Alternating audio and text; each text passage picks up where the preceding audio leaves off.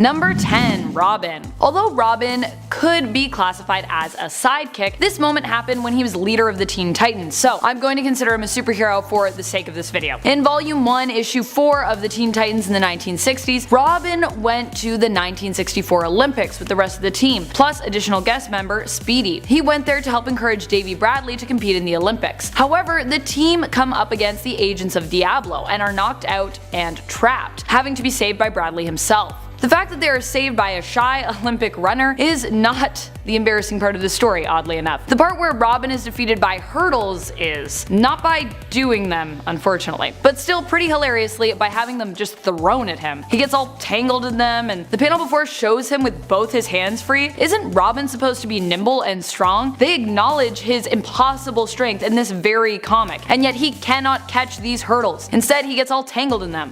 Oh, the 60s. A time when superheroes could pretty much be stopped by a banana peel. Pretty much anyone could be stopped by a banana peel back then, actually. Woo. Number 9. Hal Jordan. So there are a good many moments when it comes to the Green Lanterns embarrassing themselves. Guy Gardner has almost done enough jerkish and embarrassing things for the rest of the entire Corps just by himself. Like that time he mooned Batman. Though I'm sure to him it was really not embarrassing, so he's not the only one to be involved in embarrassing acts. Hal Jordan has also had a few moments I'm sure he wished never happened. Namely, one in All-Star Batman and Robin, where Batman proved how much of a next level jerk he actually was when he and Robin donned yellow suits, and then while Batman was having an argument with Hal, had Robin paint the entire room they were in yellow. An embarrassing weakness of Green Lanterns is the color yellow. This ridiculous weakness was later explained as having to do with Parallax being imprisoned in the Central Power Battery. Why they imprisoned it in the Central Power Battery, we'll never know. That just seems like a bad idea. The cherry on top of this moment was when Batman encourages Hal to try the lemonade. Savage! All-Star Batman is such a bully. Number 8. Reed Richards. While Richards may not have embarrassed himself in the literal sense here, I'm pretty sure he embarrassed his comic book counterpart. The 2000s Fantastic Four film The Rise of the Silver Surfer features a scene where some of the team head to a dance club. Reed Richards goes out onto the dance floor surrounded by gorgeous ladies and finds himself awkwardly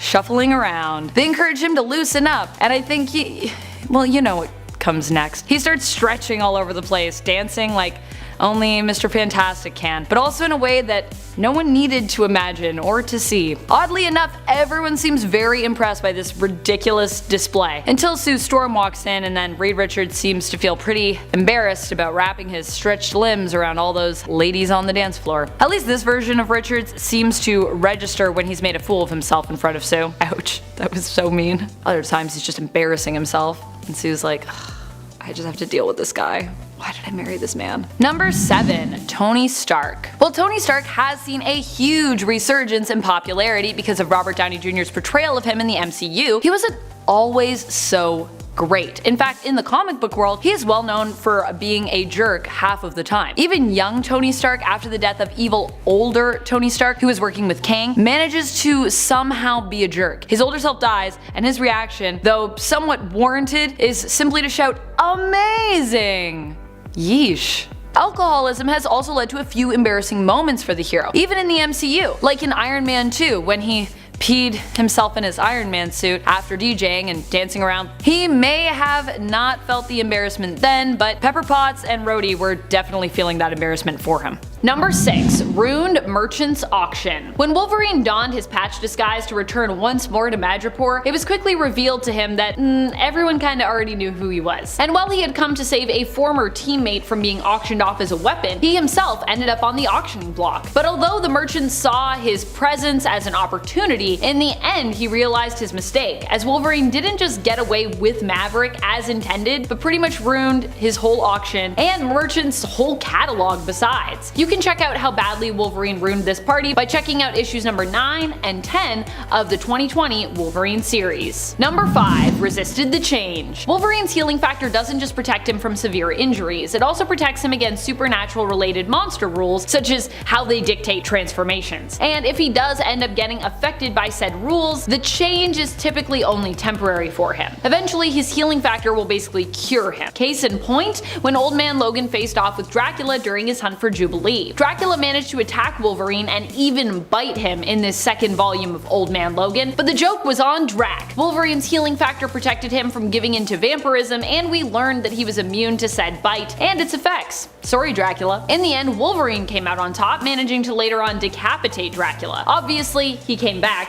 but for the Prince of Darkness, King of Lies, Lord of the Undead, this was a pretty embarrassing defeat. Especially as he bit him and then he was like, yes, this didn't work, but that's fine. I'm sure it's taking all of your healing factor to fight off the vampirism. I don't know if it was actually taking all of his healing factor. He did look a little rough, but I feel like Wolverine was like, yeah, sure, bub, all of my healing factor. Number 4, bad karaoke for Maverick and Merchant. Later on in the current Wolverine series, Maverick would take a job from Merchant, deciding in the end to work with him despite Merchant attempting to auction him off previously, and thereby putting Maverick in the crosshairs of Wolverine. With the two at odds fighting over information stored on a Krakoan bug, Wolverine in the end decided to let Maverick think he stole that bug back from him and his friend CIA agent Jeff Bannister, only for Maverick to learn later while handing it over to Merchant that the bug was actually wiped clean and the information on it replaced with tons of Johnny Cash karaoke, likely taken from performances at the Green Lagoon's karaoke night. Oh boy. Number 3, Omega Red versus the Wolverines. You mess with the Wolverine, you get a bunch of them that you have to deal with. You get all the Wolverines. As was evident when Omega Red came to Krakoa seeking to claim what his mutant given right was, to take refuge on the new mutant island nation. And, you know, not be condemned or anything, even though he did bad stuff in the past. However, not everyone was able to forgive and forget when it came to his past, namely Wolverine. Still suspicious of Omega Red, once it seemed as though he'd seen him appear outside of Krakoa and kind of trap him in ice, Wolverine was ready to confront him, already having an uneasy feeling about his former nemesis since pretty much day one. However, when Wolverine explained what had happened to him, to his family, they weren't ready to let him go in alone. He was joined by Daken and Gabby, who both showed Omega Red how easy it was to sneak up on him and get him in a trap. In the end, the discussion had to be tabled, but it was pretty fun to see the look on his face when the Wolverine family came together to attack him. If you were wondering where Laura was, by the way, she'd likely still be in the vault at this time, as per her adventures in the 2019 X-Men series, which is why she wasn't there. Otherwise, I'm sure Laura would also be there. Number 2, found the perfect match for Solem. After it was revealed that Solem had taken Logan's Muramasa blade and ended up giving one such blade to the Iraqi pirate, Severe, during Solem's escape from him, Wolverine tracked Solem down. He confronted Solem and was convinced to take on Sever with him together. Later, Solem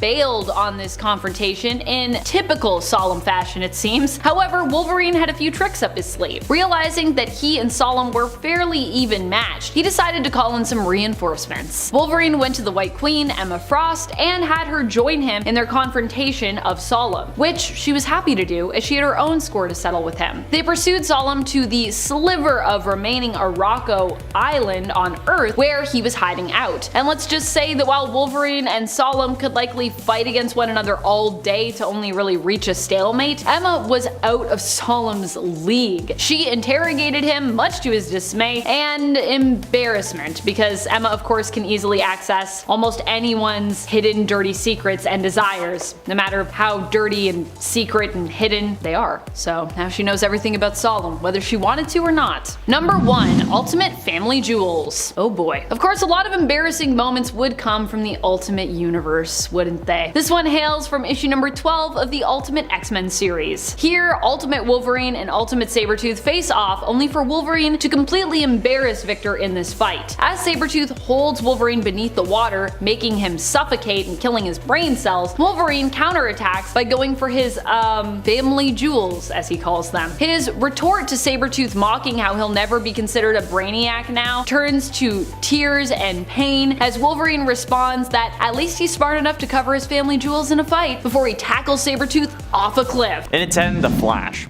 Red Death is a speedster that is an evil combination of Batman and the Flash, which already sounds terrifying, but his story is really humiliating when you think about it. The Bruce Wayne of Earth 52 started off fighting crime with Robins, but they kept dying left, right, and center, obviously, but mostly because of voter call-ins. So understandably, Batman got darker and darker, becoming more extreme with his methods, and he just basically started killing every one of his villains, which honestly seems more realistic to me. Like maybe instead you quit fighting crime, but you know, beggars can't be choosers. This eventually leads him to Barry Allen, who refuses to give Bruce his Speed Force powers for understandable reasons. So Batman then uses his various rogues weapons to fight Barry and knocks him out. Once Barry was unconscious, Bruce tied him to the front of a cosmic treadmill powered Batmobile and drives them both into the Speed Force. When entering the Speed Force, Barry and Bruce end up fusing together into one being, and they turn into a evil Batman with super speed and a lust for killing, while Barry's mind is trapped inside of Bruce's body. Now, some of you may not consider this humiliating, but I think it counts, because like I'd classify that as pretty embarrassing, getting locked inside someone else's body when they're using your superpowers. So yeah, I'll at least put it at number 10. And at 9, Lord Death. Lord Death was a secondary villain that has not appeared too many times in the comic books. He also has a rather peculiar ability. He can't actually die. Whenever he's on the verge of death, Lord Death will actually enter a trance-like state and resurrect himself. How does one stop an enemy that can always come back no matter how many times you kill him, you ask? Well, the answer, for Batman at least, was a rocket. But seemingly not a bat rocket, which is hella unfortunate. Batman straps Lord Death to a rocket and then sends him up into space. Yeah, where the guy ends up spending all of eternity floating in the cold vacuum of ever-expanding space.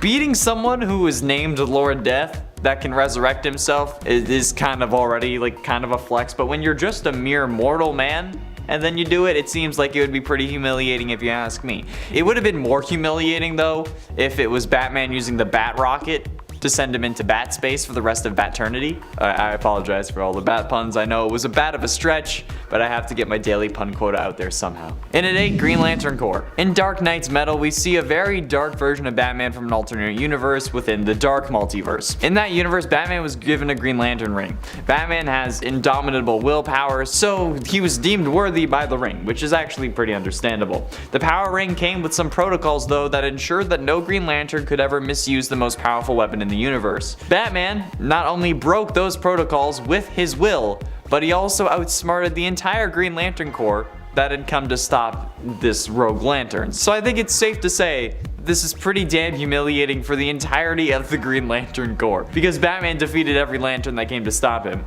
But he had enough willpower to actually break the willpower of the ring, and then he was able to use it for nefarious means. Like, that feels like it would be like the ultimate kick in the gonads. And at least like if lanterns themselves had gonads.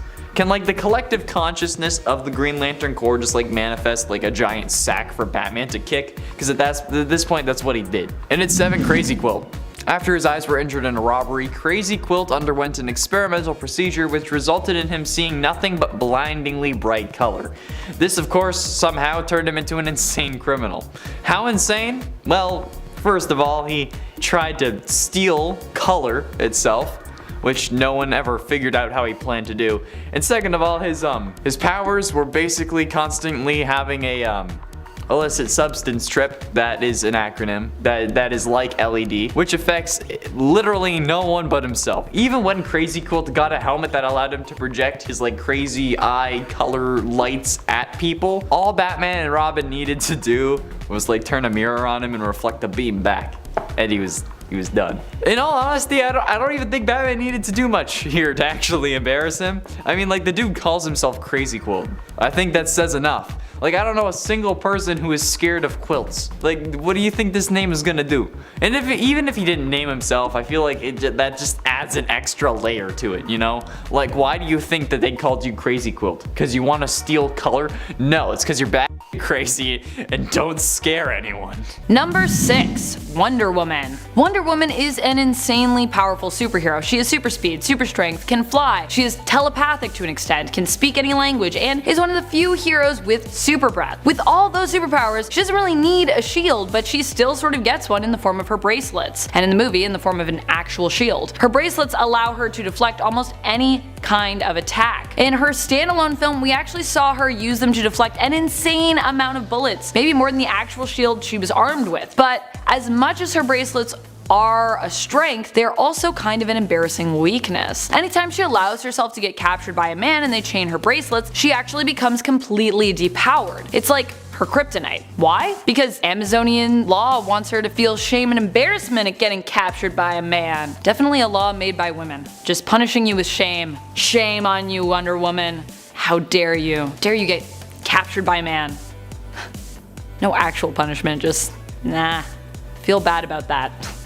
Number 5. Superman. While Superman has managed to perform surgery and has powers that allow him to speed read and learn faster than almost anyone on the planet, it is embarrassingly easy to fool him. Apparently. At least it was once upon a time. Way back in the comics, Lex Luthor had a plot to become a seamster of sorts in order to create a new costume for Superman. He manages to convince Superman to let him do so while in disguise, and builds a costume for the hero that has within it kryptonite. Is it somehow sewn like into the fabric or woven in?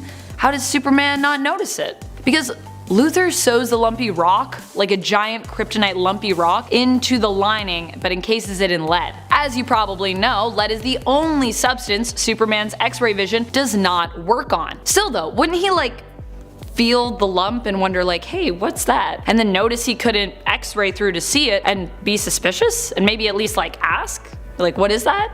Nope. Embarrassingly, Superman appears to be too dumb to notice. I know Lex is supposed to be a super genius and all, but that's a pretty embarrassing loss there for Superman. It's right in the front of the costume too.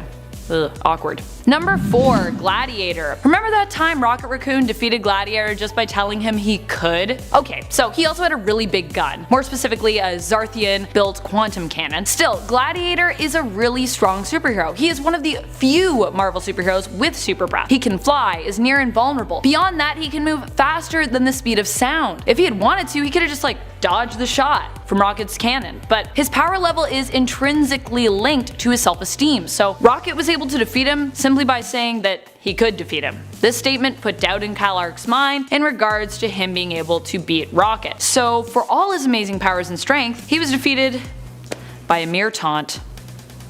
Sad. Poor Gladiator. Number 3. Wasp. While there are many advantages to being able to shrink yourself like Ant-Man and the Wasp, there are some negatives, especially in the comics coming out of the 1960s, during a time when even female superheroes were painted as damsels in distress constantly. Janet was such a victim in this embarrassing time in comics. While fleeing a battle, she is almost killed by a sparrow.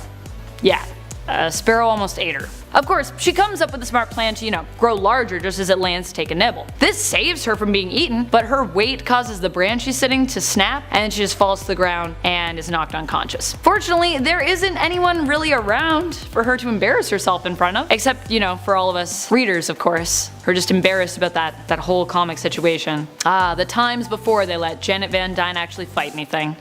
What a strange time it was. Number 2. Alan Scott. Alan Scott was the first Green Lantern and appeared in All-American Comics issue 16 in 1940. He shared similar abilities with those Green Lanterns that would come after him, however, due to his Green Lantern ring. But one thing that he experienced that was quite different was a strange weakness. A weakness for wood. Actual wood, of course, don't be weird. He found this out soon after his adventures when he was beaten with a wooden club. Embarrassingly, Alan constantly found himself troubled by any wooden weapon that villains tried to use on him or lob at him. One panel even shows him just getting hit with a log. Much later in the comics, around volume 3 of Green Lantern from the 90s, DC would attempt to retcon his story, but not to fix this weakness, just to justify it, leaving Alan Scott to be pretty much embarrassed for eternity.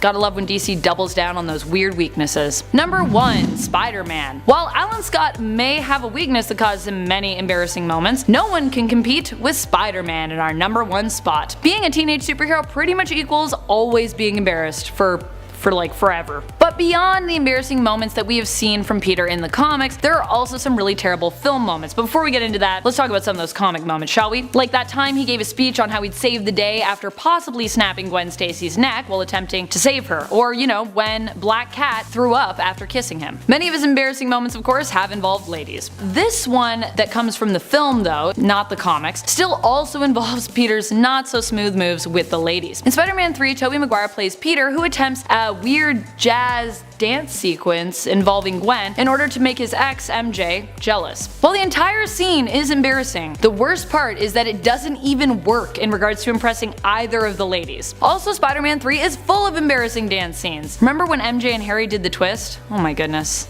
It's just full of terrible moments, that movie. And great moments. So terrible they're great. In at 10, Superman. The Dark Multiverse is a mysterious dimension. It lies outside of the normal universe. In one of the many universes in the Dark Dimension, Superman went rogue and killed off every hero and villain. No one could actually stop him. The last remaining hero was of course Batman, who could not even believe that his best friend could have done all this. But Batman had a plan.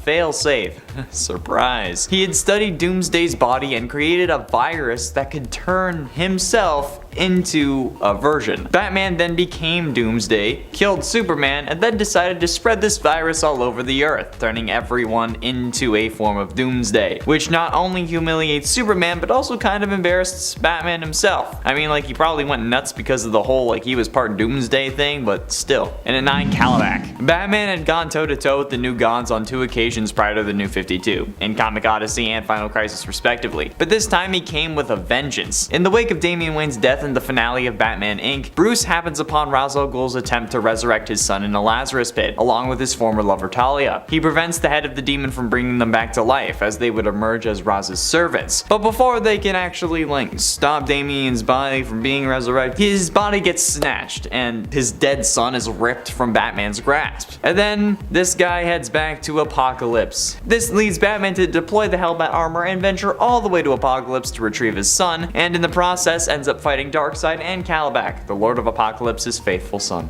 And at 8, White Martians. Grant Morrison's Justice League run features the world falling under attack from the villainous White Martians, and it's up to the Justice League, obviously, to stop them. Also, like in the cartoons version of this story, the decisive blow is finally dealt by Batman, who is so badly underestimated by the White Martians because he lacks the superpowers of his fellow teammates. The White Martians managed to capture all of the Justice League and assumed that Batman was killed when they shot down the Batwing. However, the Dark Knight had survived the wreckage because of his plot armor and deduced that they were just as susceptible to fire as Martian Manhunter, due to the fact that they didn't come near his burning plane. Batman swoops in, sets everything on fire like a pointy-eared Human Torch, and saves his teammates. Another lesson in why you should never underestimate him, which reminds me of when like Oliver Queen shot all the Dominators with their own gun in the Invasion crossover on the CW after escaping Dreamworld, which is still one of my favorite Arrow episodes. And in 7th, Circe. Amazon's Attack was a short crossover that released in the build-up to Final Crisis. The comic saw Circe manipulate the Amazons into invading the United States, believing that Wonder Woman had been detained by the Department of Metahuman Affairs, which wouldn't really make sense given that she's an Amazon and not a metahuman, but anyway. The Justice League was sent in response, or chose to go on their own at least, and wouldn't you guess it, Batman is right in the front lines. The Amazon Attacks crossover sees the Sorceress underestimate Batman and suffer embarrassment as a result. Batman enlists the help of Zatanna to defeat Circe, and the League's preeminent magician casts a spell on the Wonder Woman adversary that renders her powerless for a short period of time, allowing for the Dark Knight to get the drop on her and lay the groundwork for Wonder Woman to swoop in and deliver the final blow. And at 6, the Gotham Mob. Batman's "You have eaten well" speech from year 1 may just be the most iconic moment in Batman history. It's the definitive Batman moment in the definitive Batman origin, as the Dark Knight formally announces his presence to the Gotham underworld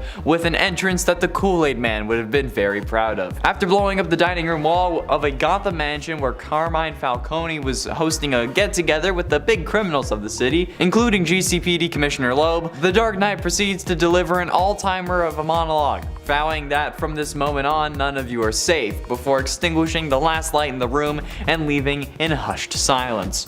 Prior to this sequence, every single mobster and crook in that room thought themselves to be untouchable, but in one fell swoop, Batman eliminates any sense of security that they may have had and brings them crashing back down to Earth. It's one of the most iconic Batman moments of all time, incredibly intimidating, and considering how the whole mob was just bested by one man, pretty embarrassing. Halfway through into number 5, Condiment King. I think this is pretty obvious. I mean, like, Condiment King was meant to be an embarrassing villain.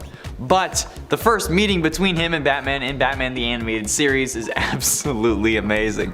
The Condiment King first appeared in the episode Make 'Em Laugh, voiced by Stuart Pankin. He was whimsical and made many condiment-based puns. For example, the big bad bat guy, I knew you'd catch up to me sooner or later. How I relished this meeting. You, the dynamic Dark Knight versus me, the conceptual Condiment King. "Come, Batman, let's see if you can cut the mustard." However, Batman wasn't down for games, since as Condiment King said cut the mustard, Batman just punches him in the gut, much to Condiment King's surprise. He falls down and was like, "You punched me!" Like, yeah, of course he did. And then Batman proceeds to tell him point blank, "Look, Mustard Man," or whatever you call yourself, "obviously you're new at this, so I'll go easy on you as long as you give back the loot and promise never to try this again." To which the Sultan of Sauces, he slips on ketchup and falls off the balcony he was standing on, grabbing onto a neon sign to save his life. So yeah, definitely deserving of this list. In it for the Riddler.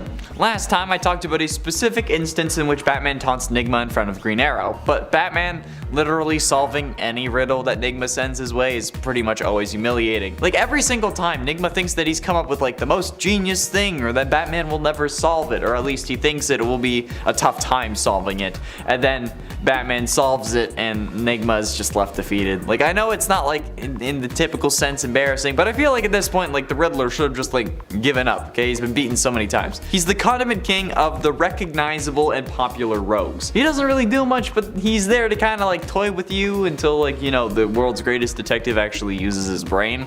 You see, if the Riddler had revealed the whole 3 Joker thing instead of the Mobius chair with a riddle, okay, that would have been something.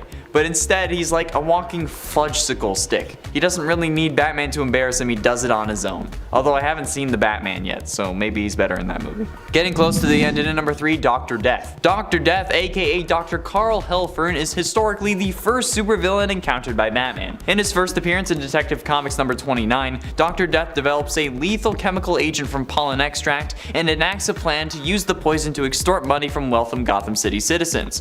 In an attempt to evade capture by Batman, Dr. Death ignites chemicals in his laboratory, presumably killing Jabba, his partner, and himself in the resulting explosion.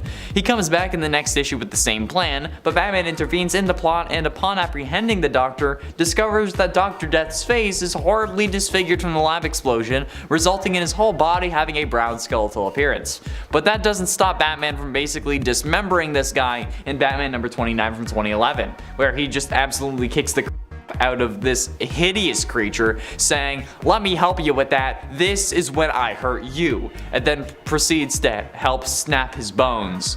So yeah, this is like the second worst thing that happened to Hellfern, the first being looking like that. Penultimately, in at number 2, Lex Luthor. Close on the heels of the incident of No Man's Land where Lex Luthor tried to unsuccessfully take over the city of Gotham, the DC villain was so angry at Bruce Wayne for ruining his project that he actually cooked up a plan to put Bruce behind bars.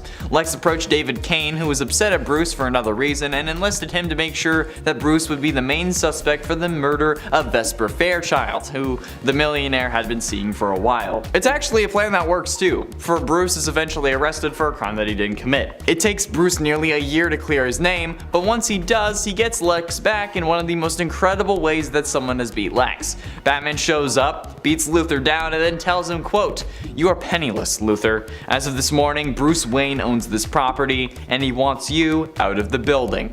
Considering how Luthor's whole identity is wrapped around trying to beat heroes using his tech, losing that tech to Bruce Wayne buying out his building definitely would put a bad taste in his mouth. And finally, in at number 1, Bane. Of all the characters that have broken Batman, Bane is arguably the one who did it the most successfully, because he actually broke him. Everyone loves to talk about the back-breaking beatdown delivered during Nightfall, but the build-up to that saw the masked mercenary preside over the Dark Knight's complete psychological breakdown as well, as he was forced to negotiate a mass breakout of Arkham Asylum and Blackgate Penitentiary. The two would have had their brushes in the following years, but their feud was taken to a whole other level during Tom King's run of Batman in 2016. In that series, Bane had to become dependent on the Psycho Pirate in order to kick his addiction to Venom. Batman also needs the Psycho Pirate though, in order to help Gotham Girl, so he assembles a team along with Catwoman to go to Santa Prisca to abduct him. Bane and Batman fight once again, which actually ends up leading to Bruce suffering another spine-related injury, only for the Dark Knight to deceive Bane by faking a Catwoman double cross, which allows the Feline Fatale to then break Bane's back and complete their plan. So yeah, Bane got his back broken. I mean, Batman didn't do that wasn't the one who did the kicking in this instance, but still, he helped. okay? It's good enough for me. At number 10, it is the time when Iron Man almost kills a non-Cyttorak powered Juggernaut. In this exchange, Juggernaut is on a tear, and Thor, Ghost, Luke Cage, and Iron Man appear to try and put a stop to him. Iron Man warns Juggernaut with total confidence to stand down because the numbers are against him. Juggernaut then basically hits L2 and activates his taunt saying, "Then it's almost even." Should not have said that. So instead of humoring any more of this back and forth, Iron Man promptly follows through with his threat and blasts Juggernaut, almost killing him. The blast he hits him with is a sonic beam that he's used before to put down a whole regiment. The attack injures Juggernaut so badly that he's basically like steaming and bleeding from every orifice on his face. It's so bad that Luke Cage has to stop Iron Man before he kills the Juggernaut there and then. And it's pretty clear that Juggernaut had no idea that Iron Man would dominate the battle this much. And it becomes one of the many moments where Iron Man is able to come through and show everyone that he's not only one of the most powerful in the room, but that he's also willing to follow through. Okay, at number 9, we have the time when Iron Man is called to free hostages from an enclosure made of adamantium and vibranium, two of the strongest materials in the known universe. Remember, adamantium is the metal that reinforces Wolverine's skeleton and what his claws are made of, and vibranium is what Black Panther's weapons are made of, which can absorb and amplify sonic energy. So when Cardiac traps his hostages in a massive enclosure made of these materials, he clearly doesn't believe that there's any chance anyone could thwart his plans. But when Iron Man arrives on scene, he promptly backs himself up and basically turns his body into a human missile, rocketing towards the enclosure and busting a huge hole in it with his fist. This allows oxygen to enter the chamber, giving the team much more time to eventually save the hostages entirely. He does break his arm and a few ribs, but once again, he takes a villain's confidence and absolutely shatters it with his supreme power and iron will. At number 8, we have an event that is counted widely as one of Iron Man's most powerful feats. Mandarin and Iron Man find themselves facing off against a common enemy, an army of dragons led by Fin Fang Foom and Chen Su. And the dragons seem to be winning. After some pretty close calls, Iron Man and Mandarin seem to be at a stalemate, realizing that the dragons are just not letting up. At this very moment, Chen Su morphs back into dragon form and makes a final appeal to Mandarin for the rings, citing their power and how he is ill-equipped to control them himself. Iron Man realizes that this may be true, but that he is much more than a man, so he could himself unleash the true power of the rings, and he does. He grabs Mandarin's hands and unleashes an enormous explosion that levels a few mountain ranges as well as Fin Fang Foom and Chen Su in one go. This is another moment where a major enemy underestimates Iron Man's superhuman abilities and pays the price for it. At number 7, we have the time when Iron Man escapes the black hole created when Godkiller self-destructs. What's embarrassing about this event is that Godkiller's intentions are to take Iron Man with it in the blast created by its own self-destruction, and it's very sure that it'll accomplish this task considering Iron Man is aboard it. Godkiller is basically a giant suit of armor and Iron Man is in it. That's strangely hard to explain, but I think you know what I mean. And I don't blame Godkiller for having high expectations for this final feat, considering the black hole it ends up creating is the size of Earth, meaning that it would have 24 times the mass of the sun. So that means that the only thing Godkiller miscalculates, much like everyone else on this list, is Iron Man's strength, speed, and durability. And yeah, Iron Man comes flying out of the black hole, escaping the close call with his life completely intact. And that means that Godkiller obliterates himself basically for nothing, allowing Iron Man to escape to safety, despite the pull of 24 suns on his back. Godkiller gets absolutely owned here, but at least he's not alone. He's got the other 9 villains on this list to talk it out with. And at 6, Deathstroke. When it comes to comics, Batman and Deathstroke have faced off with each other on many occasions, with no definitive results going one way or the other. One of the most recent battles in the aptly titled Batman vs. Deathstroke comic saw the two fight into a stalemate. It's a fitting conclusion with a duel between the world's greatest detective and the world's deadliest assassin. Bats and Deathstroke then fought each other on top of a cable car dangling over Gotham Harbor. And just as when it seems as though Slade has gotten the upper hand, the Caped Crusader is able to ensnare him with his grapple gun and save the hostage position nearby, at least in the short-lived Beware the Batman animated series, which was released for one season in 2013. Deathstroke may be one of the deadliest figures in the DC universe, but that didn't stop Batman from giving this Terminator reject his just desserts. Halfway through into number 5, Darkseid. Bruce Wayne was at first not really taken seriously by Darkseid. As a matter of fact, Batman uses the element of being underestimated as like his greatest superpower basically. Batman doesn't kill, but he was forced to kill when Darkseid threatened Earth. The only known substance that could kill a new god is radion, so Batman shot Darkseid with a radion bullet and caused himself to die in the process. Darkseid, for that matter, had Batman as the last person in mind that could actually stop him. He thought if anybody was going to kill him, it would be Clark Kent, so yeah. Up until this point, the only human or sentient being, for that matter, that has truly made Darkseid, the god of evil in the DC universe, cower and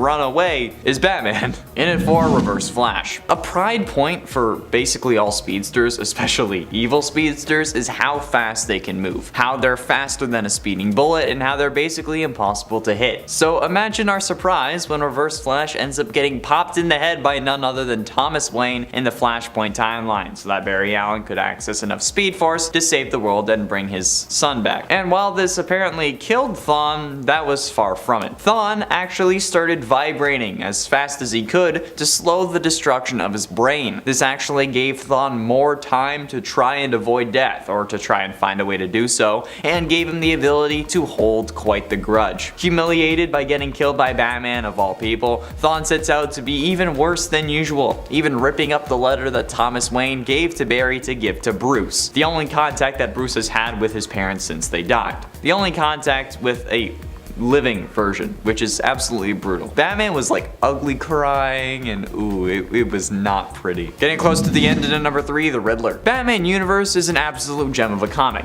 The series spotlights Batman in a time-traveling, universe-spanning adventure that takes him all the way from present-day Gotham to Thanagar, then back in time to the Wild West, where he meets Jonah Hex, and then all the way back to the present again. This series starts off somewhat innocuously, however. It's kind of simple, with a confrontation with the Riddler. Only Batman can tell that something isn't quite right. The Riddler's riddle this time was simply, when is the Riddler not the Riddler? And both the Dark Knight and Alfred agree that this is way below Nigma's usual standard. After chasing Riddler down and asking why he's stolen a priceless Fabergé egg, Batman also expresses concern at Nigma's behavior. It comes off as sincere concern, but there's an element of condescension in there as well, about how Riddler just isn't riddling like he used to, and honestly, he's trash at the moment, basically. And it's even more obvious that this is kind of Batman's tone when Green Arrow shows up and Batman literally says, "You're embarrassing yourself in front of Green Arrow. Are you feeling alright?" Which is kind of a dig at both Nigma and Oliver. Penultimately, in at number 2, the Justice League. The Justice Buster Batsuit is a mech suit part of Batman's Fenrir contingency, designed to take down the entirety of the Justice League, making its feature appearance in Batman Endgame when the Joker used his virus to warp the brains of the Justice League as the beginning of his Endgame plot. Batman was forced to use the Fenrir protocol to eliminate his teammates. The suit was successful in eliminating Wonder Woman, the Flash, and Aquaman, but met an even match at the hands of Superman. After a lengthy fight, Superman tore through the armor and nearly killed Batman until Bruce used kryptonite chewing gum and spit it in Clark's face, rendering him unconscious. Come on! Like, imagine waking up to learn that you passed out because Batman spit on your face. Like, seriously, bro, please brush your tongue when you brush your teeth. Your breath is absolutely lethal. Not to mention the miniaturized red suns for Knuckles, ancient Greek supernatural weaponry, super fast servers, and electromagnetic nerve trees for a sensor array that are also in the suit. And finally, in at number 1, the Joker. Mad Love is one of the most beloved episodes of Batman the Animated Series, but the story of the episode was first told in the show's tie-in comic, The Batman Adventures. The story provides an in-depth look into Harley Quinn's origin and the full extent of her abusive relationship with the Joker. After her anniversary plans end with her being thrown out of a window by Mr. J, she decides that the only way to win her Puddin's affection is to capture and kill Batman. And she succeeds, well, at capturing. But Joker isn't happy about that. If anyone's gonna take Batman down, it's going to be him. And he lashes out at Harley once again, leaving him alone with the Dark Knight. Batman and Joker then fight, obviously, but Batman's able to use Harley's successful scheme to his advantage, taunting the Joker that she came closer than he ever paths to actually killing him, and concluding this joke by calling him Puddin', which is one of the funniest things I think Batman has ever done. Being usually a brooding and dark hero who still refuses to kill despite his darkness, calling his greatest enemy by his girlfriend's pet name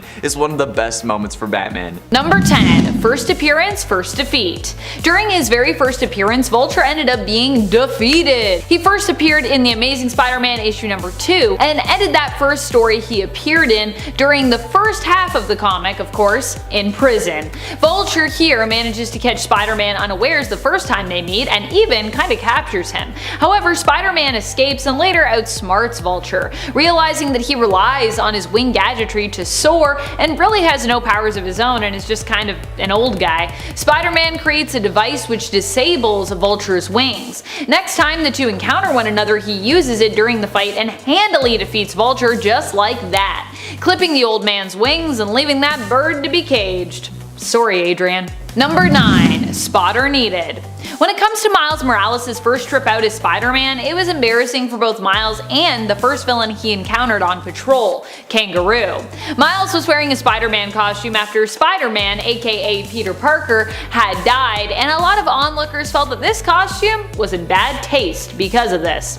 Miles also struggled somewhat with this instigation. He was just kind of getting the hang of his powers. But he got the final punch in his fight against Kangaroo, who had hoisted a car over his head and was about to throw it at Miles. Miles' punch to Kangaroo's chest causes him to drop the car on his own head, making him kind of knock himself out. How embarrassing. Don't worry, Miles does kick him away to safety, so at least he doesn't get crushed by that car.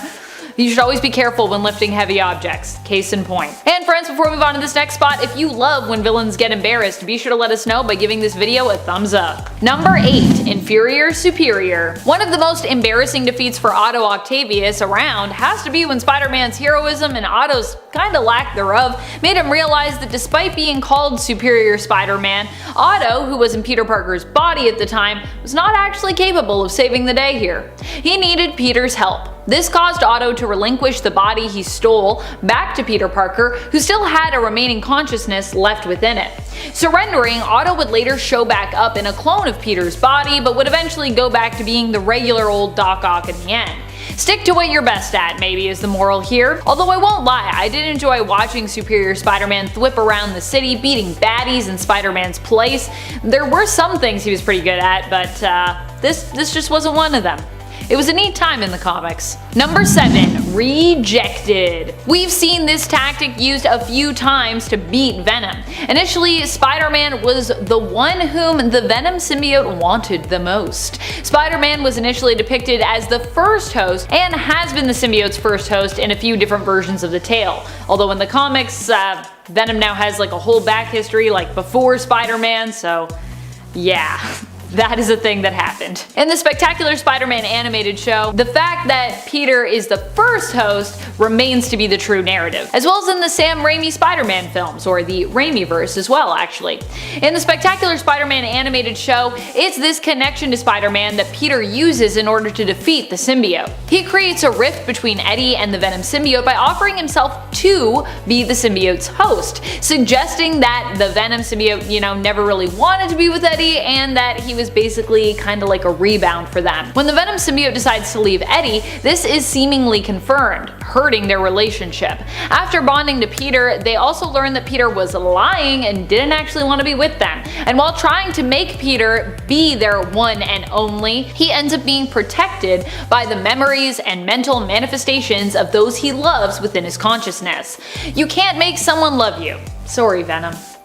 You can try, but it's not gonna work. At number 6 is the time when Iron Man unhinges a plan set by the Raxon Corporation when they detonate a deposit of vibranium to try and destroy a fleet of battleships. Basically, going back, it starts with a battle between Iron Man and Namor, which is interrupted by the realization that Raxon is trying to gain control of a whole island due to a deposit of the highly valuable metal vibranium mentioned earlier. When a group of battleships close in to prevent this from taking place, the corrupt corporation decides to detonate the vibranium so that no one can have it. and it seems to be part of the plan to destroy these battleships in the process. But what does Iron Man do? He decides he wants to control the narrative and physically tows the 5 battleships away from the explosion. This makes it so Raxxon just destroys the vibranium for no reason. And Iron Man does this with one of his old armors too. He can't help but show everyone that he has the strength to change everyone's plan at any given time and leave them in the dust wondering what happened. At number 5, we've got the time Iron Man shields up right as the Hulk is about to hit him with a huge missile. It seems that at this point in the storyline, the Hulk feels that he's been betrayed by Iron Man, so he's very angry, as usual, and decides to abandon reason and use force instead, as usual. What's brutal about this event isn't just that the Hulk is basically one-shotted by the explosion, but also that Iron Man first rubs it in by schooling the Hulk on the make and design of the missile. He identifies it as his own technology and notices leakage that threatens an explosion that would send them both to Mars and back. So he activates a super powerful shield which protects him from the blast. And those visuals are just ridiculous, seeing the Hulk getting vaporized by the explosion as Iron Man's safe and sound in his little bubble. Not what the Hulk was expecting. Maybe it's time for that dude to start thinking before he acts, especially when he's in the presence of one of the best. Okay, at number 4 is the time when Iron Man fractures the Phoenix Force with his Phoenix Buster armor. Now, I'm not sure if the Phoenix Force can physically feel anything, let alone embarrassment, considering it's a cosmic entity powerful enough to shatter whole worlds like glass, but if it could, its face would be red and hot after Iron Man absolutely wrecks Phoenix Force, forcing it to split up into 5 pieces. And the Phoenix Force isn't the only one who should be feeling the burn from this huge win by Iron Man. Thor even fails to take down Phoenix Force with his hammer right before Tony succeeds at it. So Iron Man is just showing everyone up in this event. And this is a huge event that had been building up for a while. Phoenix Force had been posing a huge threat to the X-Men and the Avengers in this storyline, so Iron Man just showing up and blowing it up into a bunch of pieces is pretty humiliating for such a powerful being. I just like to picture Phoenix Force getting all geared up about taking out all these superheroes and then their plans having to change entirely after a little human in his own little armor appears to stop them in their tracks. It's just, yikes, wrecked. Which brings us to number 3, when Iron Man totally humiliates this fleet of guys wearing power suits that they think could combat his own. With their suits having the same firepower as some small countries, they expect there's no way Tony Stark could match up against them. In fact, Tony is even wearing his classic armor, which isn't quite as powerful as his updated suit, so they even have a better chance than usual to even the score. And still, they're made to look like fools as Iron Man easily evades their heat-seeking missiles and diverts them to actually backfire and destroy the armored assailants themselves.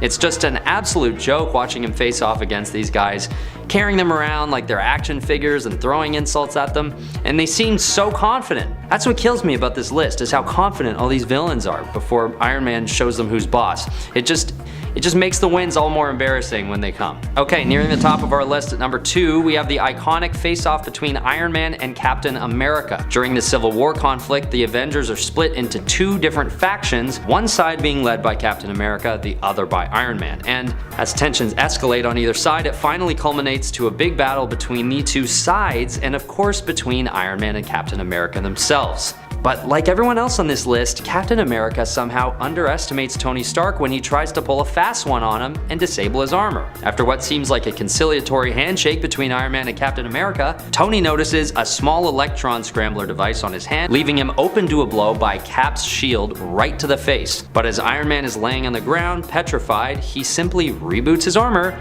and gets back up. I don't think Captain America expects this either, because Iron Man flies at him and after an effortless fist fight, knocks him to the ground, almost severing his jaw with one massive punch in the face. This is high up on the list because Captain America is a very skilled strategist, and watching him get shown up so hard like this has to be pretty humiliating, especially in front of all his peers like that. Oof. At number 1, it is the face-off that Iron Man has against Magneto during the Avengers vs. X-Men storyline. This event takes the top of the list because of the irony. Get it? Iron-y?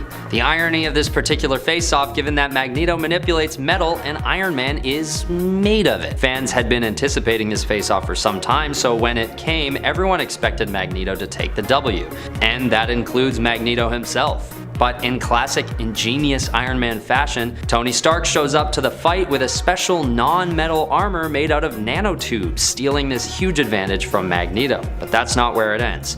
Iron Man then harnesses the power of Jupiter's magnetic field to power up his armor and take down the magnetic supervillain. And while Magneto is coming back for one final attempt, he's distracted by Phoenix Force, giving Iron Man the chance to knock him out properly this time. This is a huge embarrassment for Magneto since he's the obvious choice for this battle. It might take some time to recover from that one, and I'm not just talking about his physical wounds. Number 10. Shazam and Injustice. I'm starting off this countdown with a pretty brutal and pretty much upsetting Superman win, but it's nonetheless an incredibly quick and easy win by Superman that shows how he can wildly outmatch members of even the Justice League. In the Injustice games, Superman is the tyrant ruler of the Earth. Most of the other heroes have either joined him or joined Batman as part of an effort to thwart Superman and bring him down. One of the heroes who remained on Superman's side was actually Billy Batson, Shazam. This is kind of surprising to mostly everyone, but seeing that Billy Batson is only a kid,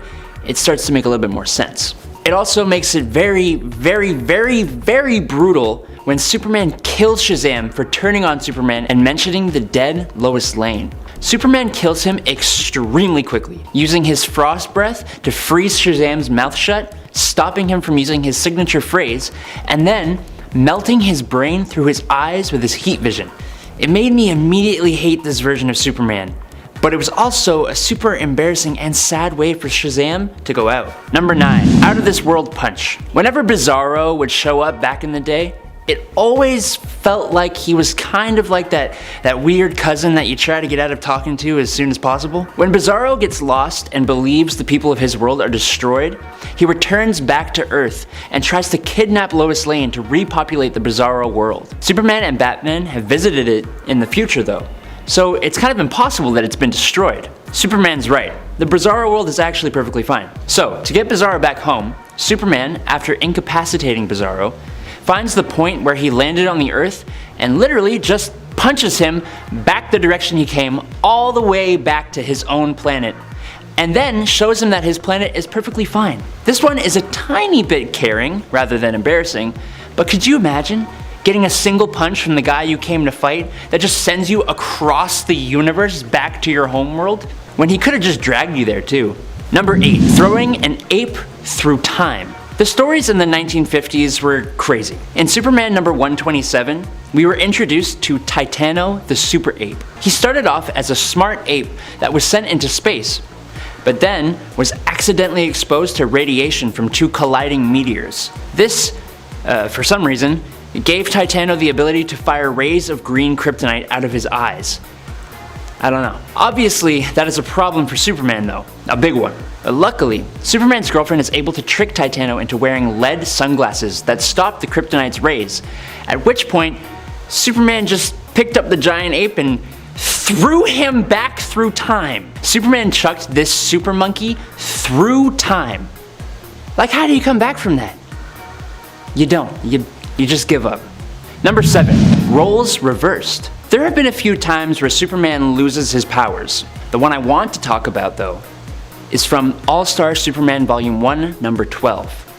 Clark Kent has lost his powers, and thanks to a serum, Lex Luthor has gained powers. After Lex makes threats against the Daily Planet staff, Clark shoots Lex with a gravity gun. The gravity gun starts quickly draining his powers, and gives him super sensory input after he defeats Superman in single combat in front of the media. Once his powers drain away though, Lex goes to attack Superman in a fit of anger. The recently beaten up, depowered Superman is still no pushover though, as he takes out Lex with one single, non-superpowered punch to the face. This was also still in front of all the media he had just declared his dominion of Earth in front of, too. Number 6. Surprise Spider-Man. Surprise, it's Spider-Man. In Superior Spider-Man issue number 31, we get to see Spider-Man embarrass Green Goblin when his return surprises him. You see, Norman thinks that Spider-Man is actually Superior Spider-Man, aka Otto Octavius, but Spider-Man reveals that it's not Otto driving this time around, and that Peter Parker is truly Spider-Man once more.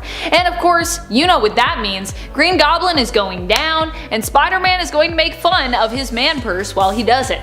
Of course, Peter himself is also surprised to find Norman has changed his face, but this doesn't prevent him from kicking Green Goblin's butt, helping to free Otto's love, Anna Maria, and save the day. Number 5. A not so shocking defeat. Of course, Shocker is generally considered to be a B or even C list Spider-Man villain, and as a result he gets made fun of a lot in the comics normally. But it's somehow even more embarrassing in the Ultimate Universe. In issue number 8 of Ultimate Spider-Man, the issue opens with Spider-Man taking on Shocker and making embarrassingly quick work of him, asking who exactly he's supposed to be, the vibrator? Because yeah, the shock he's emitting is pretty weak. The other hilarious point here is that Spider-Man then turns the shock back on the Shocker, jamming his guns and basically causing him to shock himself. Ouch. Number 4. Watch your step. This embarrassing defeat comes to us from the pages of issue 230 of the Amazing Spider-Man comic. In this two-part story, Spider-Man took on the unstoppable power of the Juggernaut. While physically Peter struggled, Spider-Man eventually figured out a way to put a stop to Juggernaut without having to try and match his strength. Instead, he jumped on his head and he covered his eyes. Because they were fighting in a construction site, as Juggernaut flailed around trying to basically get the spider off his head, he accidentally stumbled into some wet cement, sinking down deep and finding himself trapped. So apparently take Juggernaut's eyesight away and he'll basically defeat himself because he's so clumsy. At least that's how it went down this time. Spider-Man of course just leapt to safety after Juggernaut was confirmed as stuck, taking the opportunity to make fun of all of his clumsiness. Poor Juggernaut. Stumblefoot, I think that's what he calls him. You Stumblefoot. Number 3. Back in Black. During the events of the Back in Black storyline, Peter dons his old black costume while trying to hunt down the person responsible for shooting Aunt May. He ends up discovering that Kingpin was behind the hit. In truth, it had actually been a hit put on Peter Parker after it was revealed that he was Spider-Man, but Aunt May was shot instead by accident. As Aunt May lay in the hospital fighting for her life, Peter decided to pay Kingpin a visit in prison. Not caring about his identity any longer, he even removed the top half of his suit, wanting Kingpin to know that this is Peter Parker fighting him, not Spider-Man. Peter brutally beats Kingpin up, humiliating him in front of the other inmates. The whole point is to show Kingpin just how strong Peter is and how he could easily kill Fisk should he want to. He leaves Kingpin just barely alive to live with the humiliation of what happened, but does warn if Aunt May dies, then he'll be back to finish the job. Considering Fisk is all about being the strongest, most powerful guy in the room, this whole fight would be pretty embarrassing for him. Number 2. Hubris. A lot of Spider-Man's villains carry a certain kind of pride around when it comes to taking on Spidey. They often see themselves as better than Spider-Man, which is how they know they are sure to win. They also often see themselves as better than each other as well. And yet, often they don't end up winning. One of the most embarrassing and smartest defeats occurred when one of Spider-Man's most iconic villains had his ego used against him. Yep, we're talking about Norman Osborn. At this point in time, Norman was actually also bonded to the Carnage symbiote, turning him into the villain that we would refer to as Red Goblin. Well, together these two seemed pretty unstoppable. Armed with both the Goblin serum powers and Carnage's power set, Spider-Man managed to defeat Osborn by getting him to ditch the symbiote. Got in his head.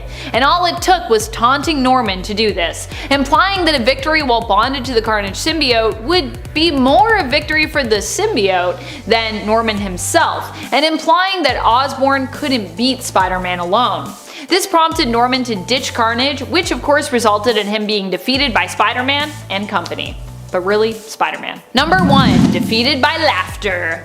And of course this list would not be complete if we did not mention one of the most embarrassing defeats of all time, and just in general, most embarrassing villains. Aw, sorry Peter. Paste Pot Pete. This one went down during the Spider-Man Human Torch team-up series in issue number 1. Here Paste Pot Pete is attempting to get revenge on the Human Torch, aka Johnny Storm, when he runs into Spider-Man. Spider-Man doesn't even fight this poor guy, he just defeats him by embarrassing him. When Peter Petruski reveals his intent and his villainous name of Paste Pot Pete, Spider-Man reacts not by attacking him, but by falling to the ground, laughing at the idea of his ridiculous villain name. Paste Pot Pete ends up just walking away, deciding he should probably change his name. Later on, he would become Trapster, which is a lot better, but still not great in terms of villain names that, you know, aren't ridiculous in some way. Coming in at number 10, we've got an honorable mention for the time that the Immortal Hulk buried a similarly immortal villain alive within a mountain, in an incident that was a bit less embarrassing and a bit more existentially terrifying. While on the run, the Hulk found himself running into a mad scientist known as Dr. Fry, who had attempted to conquer death through the use of gamma radiation and had accidentally both poisoned his hometown and turned himself into a glowing skeletal creature that would cannibalize anyone stumbling across his mountain cave. Since he was unable to kill him, the Hulk wound up trapping Dr. Fry within his mountain cave without the use of his arms or legs, essentially burying him alive. Note to self: do not get on the Hulk's bad side while also being immortal. Coming in at number 9, we've got either the best or worst Hulk pun of all time used against the Red King. Following his exile from planet Earth, the Hulk found himself as a gladiator combatant on the planet Sakaar, battling in fights overseen by the cruel leader of the planet, Angmo Asan, aka the Red King. In a final battle to take back the planet, the Hulk led a force of rebels against their captors, and went head-to-head against the Red King inside his own arena in a sword duel to the death. And while the fight itself was pretty cool, the icing on the cake was the final pun as the Hulk defeated his foe with his sword and cried out, "Hulk slash." Coming in at number 8, we have the Incredible Hulk vs. Black Bolt, King of the Inhumans. Following the Hulk's extended stay on Sakaar, and following the death of the love that he'd found on the planet, the Hulk began making his way back to Earth to face off against the heroes that had sent him into the cosmos in the first place. He was intercepted on the Earth's moon by Black Bolt, who used his incredibly destructive voice to whisper enough at the Hulk when he refused to back down. An attack that likely would have killed anyone else, but left the Hulk still standing, grinning, and saying, "I didn't come here for a whisper, I want to hear you scream," which just might be the most badass thing ever dared to be said to Black Bolt. Coming in at number 7, we have the Ultimate Hulk literally eating Herr Kaiser. As one of the first major enemies faced by the Ultimate superhero team, Kaiser was a Chitauri warrior that had infiltrated Earth during the Second World War and was able to fight toe-to-toe with both Nick Fury and the Super Serum enhanced Captain America. As a last-ditch effort to defeat the villain, the Ultimates unleashed the Hulk to defeat their shape-shifting foe, who decided to ensure Kaiser could never return by eating his corpse and then destroying the feces that resulted from the meal. There's overkill, and then there's being overkilled by the Hulk.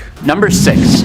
Chased with the Sun. When Jimmy Olsen was on a game show back in Superman's pal Jimmy Olsen number 33 in the Silver Age of comics, there was a special prism that appeared in a dump that, for some reason, turned the thoughts of the game show contestants into real things. So, when Jimmy answered a question with Jack Frost, that's who appeared. Jack Frost threatened to plunge the world into a new ice age. So what was Superman's solution? Simple. Just go and move the sun closer to the Earth. Not only was this a ridiculous feat, but it was incredibly embarrassing looking for Jack Frost, who basically had to run away from Superman chasing him with the sun. Once Jack Frost had retreated into a deep, dark, cold cave under the Earth, Superman put the sun back where he got it so it didn't destroy the Earth. He did all this as nonchalantly as moving some furniture. Number 5. All shook up. After his infamous death at the hands of Doomsday, and his not exactly surprising return, Superman faces off against the cyborg version of himself, Hank Henshaw, that took over the role of Superman in his place. The cyborg was actually tarnishing the name of Superman. Hank ruined Supes' memorial, and more importantly, he had just blown up Coast City, killing millions. When Superman actually returns from the dead, he doesn't have his powers back just yet. So the conflict actually lasts a little while. But once Superman gets his powers back, you best believe he beats the sucker. In one page, no less, by punching him through the chest and then using his super speed to shake him so fast that he falls apart. Superman shook this guy to death. Number 4. The Super Showdown. In Superman number 153, a group of Kryptonian criminals who were banished to the Phantom Zone come to the small western town of Drywood Gulch. The criminals dress as cowboys to hide their identity until our boy Superman arrives on the scene. The criminals had created Phantom Zone powered pistols that are capable of banishing whoever is shot into the Phantom Zone. And they give one to Superman, challenging him to a duel, since we're in a western town. How on earth, though, will Superman outdraw 8 super beings? Great Caesar's ghost! He melted all their ray guns moments before they drew. Yes, he cheated, but they challenged Earth's most powerful defender to a gunfight. He ain't got time for that. Number 3, Batman. There have been many times that Superman and Batman are pitted against each other. It's always a fun story, and it's always a big seller. And for some reason, we tend to see Batman with an edge. But in Lex Luthor, Man of Steel, Lex Luthor gives Bruce Wayne a shard of green kryptonite to use against Superman. Historically, this has always been an issue, but in this story, Superman just uses his super breath to blow the shard out of Bruce Wayne's hands. That's all he had to do. After it falls to the ground, Superman drags Batman through the air and drops him. Superman throws a punch at Batman, but just as he's about to turn Batman into a red smear, he stops short of smashing his nose, just to prove a point. Superman can easily destroy Batman if he wants to. Yes, Bruce can win and has multiple times, but with so much more effort than Superman ever would need to put in. And this proves it. Number 2, revenge denied. After discovering the planet of the Superman Revenge Squad, Superman charges at the planet with a full frontal assault, armed with nothing but his abilities and a strange package attached to his chest. The Revenge Squad fires all of their most dangerous, most powerful weapons at Superman, firing everything they think will take out the Man of Steel. They all impact on Kal-El, and his villains think they've won. For a moment. But when the dust settled, they didn't even leave a scratch. Instead, the package on Soup's chest detonated, encircling the whole planet in a layer of mist. Superman then yells down to the villains, explaining if any of them pass through the mist, leaving the planet, they will suffer total amnesia, forgetting any hatred they have for Superman. So, they can remain trapped on their base, being angry and upset, or they can rejoin the cosmos devoid of all grudges. Either way, he doubts he will ever see them again, and then he just flies back home. Cold. Hey y'all, I hope you're enjoying this list so far. We're gonna get on to the number 1, but before we do, I just wanna say thanks for watching. Don't forget to whack that like button like Superman with so many of these villains. It really helps us out here. Okay, on to number 1. Number 1, RSVP. In the Man of Steel story, Lex Luthor and Superman have been rebooted. Lex Luthor is an evil billionaire instead of a mad scientist, and he is also ginger. Clearly evil. Lex is so rich and powerful, he believes he owns Metropolis, and by extension, he believes he has a say over the things that Superman does. He's essentially got a humongous ego, which is always the path to an embarrassing downfall. When Luthor plans a terrorist attack on his yacht to test Superman, he sends an invitation to the boy in red and blue. Superman just, doesn't show up. That's it. He doesn't even give Lex the time of day. To make it worse, Lex is arrested and shamed by the mayor. The embarrassment of this is the inciting incident that caused the rivalry between Lex and Superman for this version of the characters. Number 10, General Koi and Prince Baran get spooked. Wrapping up the events involving Terra Verde's civil unrest and the face-off with Spore in issue number 23 of the original Wolverine series, Wolverine decided upon his return to Madripoor that it was time to give General Koi and Prince Baran a taste of their own medicine. While Prince Baran was a sometimes ally of Wolverine's, for this story he was more playing the role of sometimes villain or antagonist that he's also known for in the series. As such, in the middle of the night, Wolverine pays a visit to both men and kidnaps them. They awaken blindfolded in the sewers, where Wolverine explains the extent of what can happen if the vial of the drug that Koi chose to keep were unleashed on someone, how it would basically make them go insane. It could also potentially unleash a darker evil who was only just defeated, Spore. Really not cool for you to keep that vial, Koi. Koi and Baran fear that Wolverine has administered the drug to them, terrified. They discover, however, that this is not the case, and instead that the only threat in these sewers is an equally deadly and very angry Wolverine. Horrified, they run in fear and escape from the sewers, only to be laughed at by the people of Madripoor as they surface, covered in sewage. Hopefully they learn their lesson. Knowing General Koi though, probably not. because then he does a lot of other stuff. Number 9. Unintentionally embarrassed Saber-tooth. Sure, Wolverine is all for putting Victor in his place. Once he met the guy and knew how bad he was, that is. But before that, the Creeds were just a family that Wolverine kinda got tied up in. Logan ended up captured and in a circus being used as an attraction. Something about the X-Men and circuses, I tell you, happens a lot. This was really a low point in Wolverine's life as he was suffering from severe depression after the death of Rose, and then following that, the death of his wolf pack by Nathaniel Essex's bear, which was really upsetting because he'd taken a lot of solace in his pack. In the end, it was Clara Creed who managed to reach out to Logan, saving him both physically and emotionally. The two fell in love with one another quickly, but it didn't end well for either of them. Saul Creed, Clara's little brother, sold them out. Once this was revealed, Logan felt the only way to protect Clara was to get rid of Saul, permanently. Clara was ready to cut Saul out of her life, but didn't want to see him killed. Because Logan killed Saul, she rejected him. And because Logan killed Saul, Victor interpreted it as a slight, embarrassed that Logan had been the one to kill Saul, as Saul was Victor's to torment. Victor would visit Saul each year on his birthday to beat him up. So yeah, hence why Saber-tooth visits Wolverine each year now instead, because he was like, how dare you do this to me? This is unacceptable. And friends, before we move on to this next spot, if you are loving this list and you want to hear about more times that Wolverine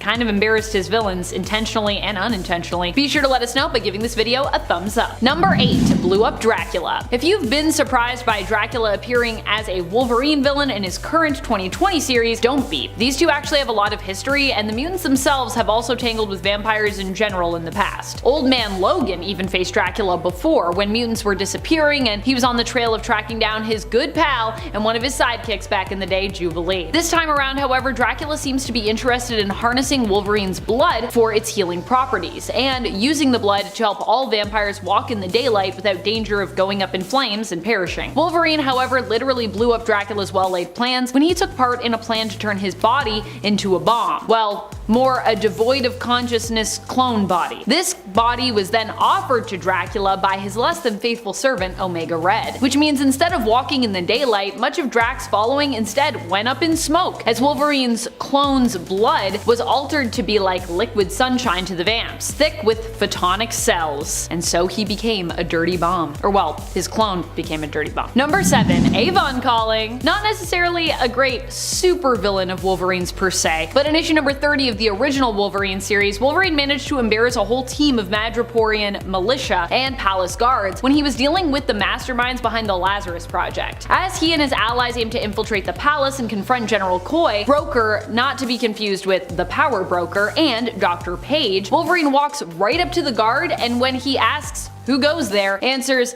Avon Calling. Wolverine can be nonchalant and make jokes here because he's got Karma on his team. Rather than respond with an attack, Karma basically takes hold of the guard's mind and then has him take them into the palace under the guise of his prisoners. Of course, this ruse doesn't last for too long, but it does last long enough to get them into the palace at least, and to basically where they need to go. Coming in at number 6, we have the Ultimate Hulk versus Ultimate Abomination. In another example of the Ultimate Hulk being vicious as hell, the Abomination was an attempt to recreate the conditions that had made the Hulk, but hoping to improve the process and allow him to be controlled. The Abomination had all of the Hulk's strength, but retained all of his human brain power after the transformation, which was intended to help the Abomination permanently put down the Hulk, but still led to Abomination being absolutely torn to shreds, with the Hulk adding salt to the wound by claiming, "You think too much," a final backhanded insult to show that being smarter isn't always going to lead to better outcomes. Coming in at number 5, we have the original Marvel Universe's Hulk versus Abomination, which somehow manages to be even more of a complete victory than the Ultimate versions. After Abomination was blamed for the death of Bruce Banner's wife, Betty Ross, the Hulk went on a complete rampage to destroy Abomination, something the villain intended to finally figure out which of the two green giants was stronger. But in a final humiliating moment, the Hulk had the opportunity to finally kill Abomination, but instead chose to revert back to Bruce Banner, showing his humanity and proving to Abomination that Banner had the strongest willpower of all, the ultimate defeat for Abomination. Coming in at number 4, we have Hulk smashing Loki in the original MCU Avengers film. For years, comic book fans had been yearning to see a proper adaptation of the Jade Giant on screen, and while earlier live-action Hulk films were were ambitious in their own ways and had their own unique moments, the most iconic and defining Hulk moment finally came when the Hulk joined the Avengers in their first team-up movie and interrupted Loki's monologuing to give him the beatdown he deserved. This was the Hulk we'd all been waiting to see, and hearing Cap tell him to smash, or the Hulk saying "Puny God," they were definitely worth the wait. Coming in at number 3, we have the Hulk killing Maestro with the explosion that created him in the first place. Bruce Banner often has to face off against different mental versions of the Hulk inside his head, but this alternate version of himself from a post-apocalyptic future is the real deal. Naming himself Maestro after conquering what remains of America following a nuclear winter, this version of the Hulk had become far stronger than the Hulk's usual starting strength, with years of sucking up deadly radiation only improving his ferocity and power. When the real Hulk encountered this warlord version of himself, the only way he was able to finally come out on top was by literally warping the Maestro back in time to be killed by the same gamma bomb that created the Hulk back in the 60s. A nice bit of circular karma that showed that Bruce Banner could outwit even his older self. Coming in at number 2, we have Zombie Hulk versus Zombie Thanos. The Hulk and Thanos might not have gone to get a proper physical rematch in the MCU, but in the Marvel multiverse, their zombie versions had a fight that has to be seen to be believed. 40 years after the initial infection that turned their universe into an undead wasteland, a zombified Thanos decides to pick a fight with an undead Hulk, claiming that the Hulk has eaten more flesh than his fair share. With the eloquence that only a zombie can provide, the Hulk responded by crushing Thanos' skull between his clapping palms, instantly destroying the weakened Mad Titan and showing that maybe you shouldn't tell the Hulk he's been eating too much lately. And finally, coming in at our top spot, we have the time that the Ultimate Hulk threw the Wolverine's legs up a mountain. While the Wolverine might not count as an outright villain, at this point in the Ultimate Universe, the Hulk and Wolverine